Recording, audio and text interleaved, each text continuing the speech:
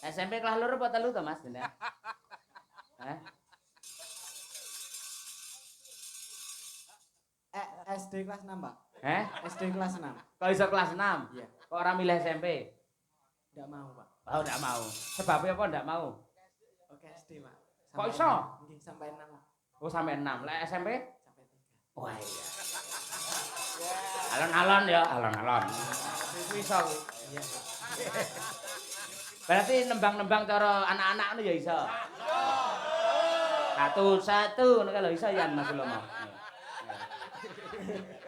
Itu TK, Pak. Hah? Itu TK, saya sudah lupa. Lho kudune lek memorine iki kuat, mbok tembang-tembang TK nganti saiki mesti kelingan mergo malah nggih dasar biasane ngono kuwi. Mohon maaf, Pak. Niki memorinya lemah. Oh, Pentium 3 kok ya. Iya. Ya, saiki mengko wis ra Pentium. Ayo nggih. Wis ra apa-apa, tembang sing apik, sesuk Senin upacara. Ayo nggih. Karo Mbak Triastuti iki pas iki. Ayo iki. Jos iki. Mbok niki anak kula lho. Heeh. Anak barok. Nggih. Lek Mister Mendem ki ya mboten lho lek. Nika sing apa kuwi jenenge? Mboke kae. Ayo kae. Lah iki ki bojone iki ceritane. Ayo. Oh, gak apa-apa ya. Nggih. Dadi bojo sedelo.